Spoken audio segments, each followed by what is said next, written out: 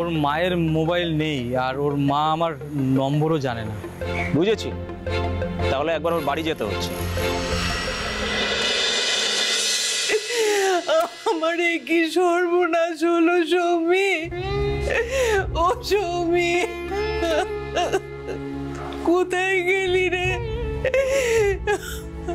আমার কোল এভাবে কে খালি করে দিল সৌমি, ও সৌমি।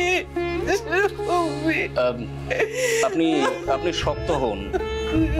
দেখুন, এখন আর এইভাবে কান্নাকাটি করে কি লাভ? তার চেয়ে বরং আপনি আমাদের একটু সাহায্য করুন, আমরা যাতে আপনার মেয়ের খুনিকে ধরতে পারি এবং তার শাস্তির ব্যবস্থা করতে পারি।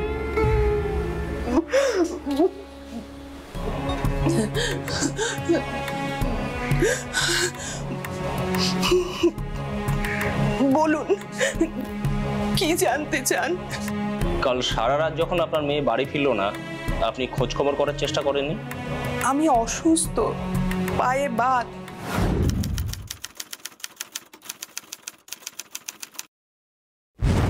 আমি কোথায় যেতাম, কার কাছে খোঁজ নিতাম? আপনার মোবাইল নেই?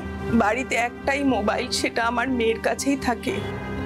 আপনার মেয়ে যে বিস্কুটের কারখানায় কাজ করত, তার মালিকের নম্বর আপনি জানেন না? আমি মুখ্য সূক্ষ্ম মানুষ, অত সব মনে রাখতে পারি? সৌমি কতদিন ধরে বিস্কুট কারখানায় কাজ করত? প্রায় 4 বছর হলো। সমীরণ বাবু, মানে ওই বিস্কিট কারখানার মালিক লোকটা কেমন? আজ থেকে প্রায় 6 বছর আগে হঠাৎ সৌমির বাবা মারা যায়। আমি আর আমার মেয়ে আকুল পাথারে ভেসে যাই। সমীরানী তখন আমাদের পাশে ছিল। এই নাও তোমার চা।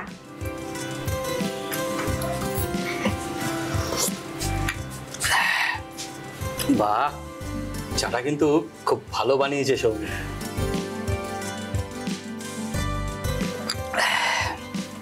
কাকিমা, আপনার মেয়ে কিন্তু খুব গুণী। আমার বিস্কুট কারখানায় যতজন কর্মী আছে তার মধ্যে সৌমির হাত সব থেকে ভালো। সব আপনারই আশীর্বাদ। হ্যাঁ, না না না না, আমার আশীর্বাদ বলে ওর কৃতিত্বটাকে ছোট করবেন না। বলতে লজ্জা নেই, কপাল করে ওকে আমি পেয়েছি। আর আমরাও কপাল করে আপনাকে পেয়েছি। তা না হলে যে কি হতো, মা মেয়ে দুজনেই হয়তো না খেতে পেয়ে মরে যেতাম। আরে, আমি যতক্ষণ আছি ততক্ষণ আপনাদের কোনো সমস্যা নেই। সৌমি যেরকম কাজ করছে করুক, আপনি বরং ওর জন্য এবার পাত্র দেখা শুরু করে দিন।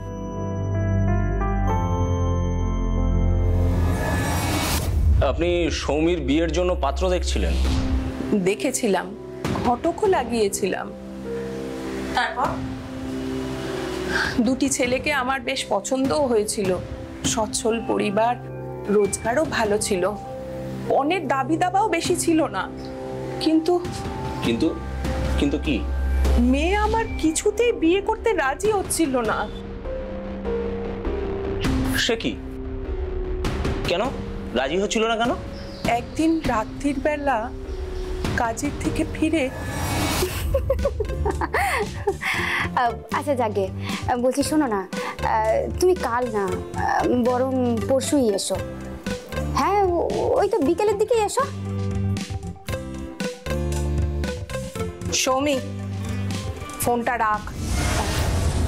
আমি আমি তোমাকে পরে ফোন করছি। হ্যাঁ, তোর এত কথা কার সঙ্গে রে? ও তুমি চিনবে না। চেনালে ঠিকই চিনবো। এই দুনিয়ায় সবাইকে যে তোমায় চিনতে হবে এমন মাথার দিবি কে দিয়েছে তোমায় মা? উমা, এই কেমন কথা? এই কথার কি ছিরি রে? আরে, শ্বশুর বাড়ির লোকের কাছে গিয়ে যদি এরকম ট্যাক ট্যাক করে কথা বলিস, তাহলে পরের দিনই নোড়া ধরে বাপের বাড়ি বসিয়ে দিয়ে যাবে। ও মা, বসো না, তুমি বসো না।